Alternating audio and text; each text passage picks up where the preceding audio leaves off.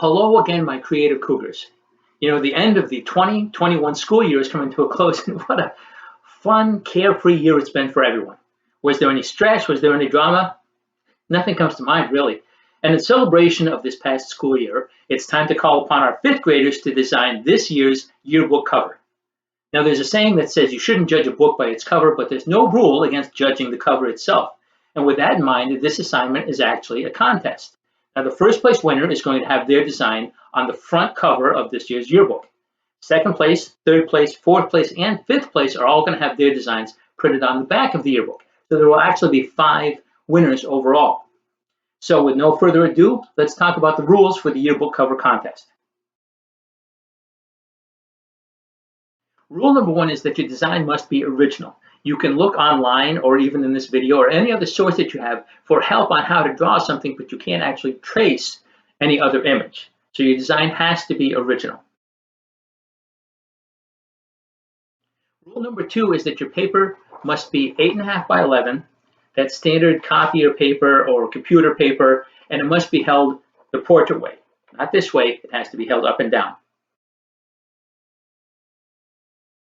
Rule number 3 is that you must include either the school name or the mascot name. So you should either write Rouses Point or Cougars, or you could write Rouses Point Cougars, but you must include either Rouses Point or Cougars somewhere in your design.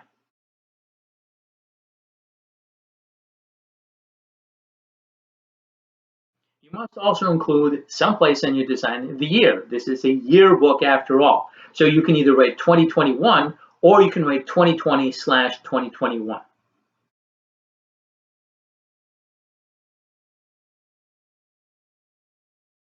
You must also include an illustration. Now you have to include the writing that says Rouses Point or Cougars and the year, but it's also very important that you include an illustration that you put your best effort into.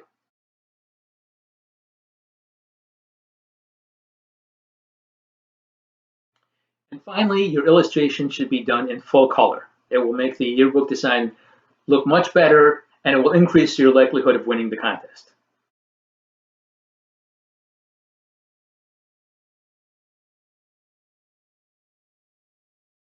Now, anything else that I talked to you about is really advice more than a rule. And tip number 1 is that the lettering on your yearbook design should not touch the edge of the paper. That's just the practicality that comes with printing. When you print something up, you want to have a little bit of empty space all the way around your design.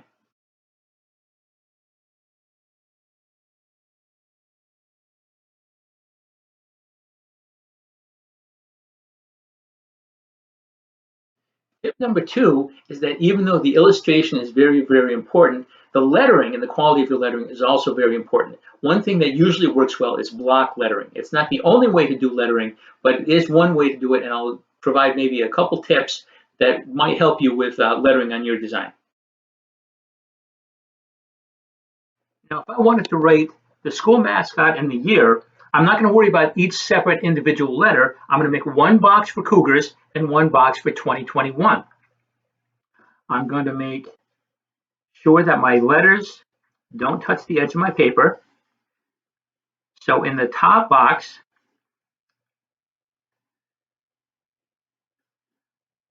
I'm going near the edge, but not right at the edge. And I want to make the box look kind of neat. So instead of just making it a rectangle, I want to give it a little bit more of an interesting design. So I'm giving it this arch. After I've done that, I want to make sure that all my letters fit and that all my letters are just about the same size. So if they all fit inside this box, I should be in pretty good shape. And the way to make sure that I don't run out of room and that I don't have some letters that are really big and then some are off center is I start from the middle. My word Cougars has got 7 letters, and the middle letter is G. So I'm going to put the G right in the middle, then 3 letters here and 3 letters here. From there, drawing the letters is a pretty easy process. That's a C, there's an O, there's a U, there's a G, an A, an R, and then finally an S. And all of these block letters, which can be kind of difficult if you draw them separate and individual, become much, much easier when you just put them inside boxes. The same is true for 2021.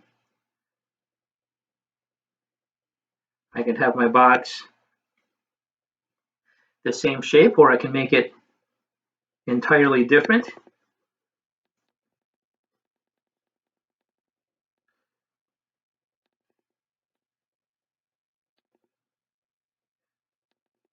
So now all of my numbers are going to fit inside this box.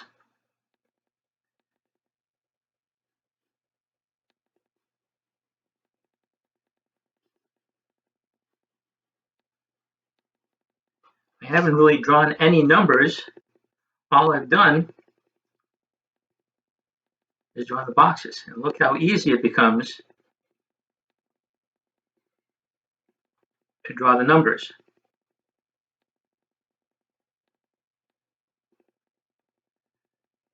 Just like that.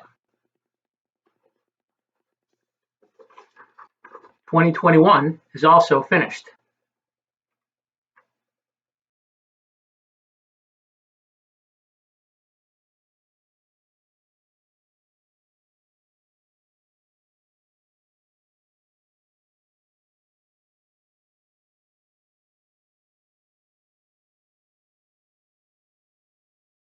Tip number 3 is to really take your time and color neatly with short, firm coloring strokes. I've seen a lot of contests where the difference between the winner and everybody else is just that the winner really took the time and colored neatly. By the way, if you don't have a good shade of maroon, I found that if you take a red marker and color over the area, then take a purple marker, color over the same area, the red and the purple together makes a pretty good shade of maroon. And if you don't have a good shade of maroon, if you can't achieve a pretty good shade of maroon with marker or with colored pencil, just color with the closest color that you have. But when I scan on my computer, I can tweak the color a little bit until we get a pretty good shade of maroon.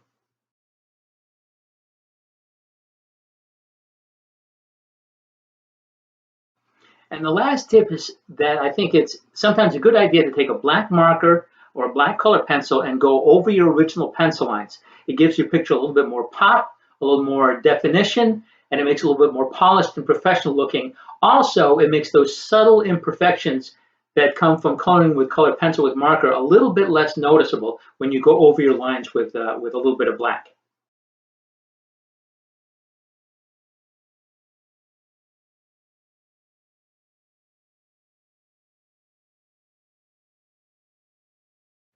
Well, I hope some of these tips help you out with your yearbook design. I'm sure that you're going to come up with some creative ideas that I never even thought of. So good luck, have fun, and until we get together again, stay creative, stay safe, stay Cougar strong. We'll see you soon.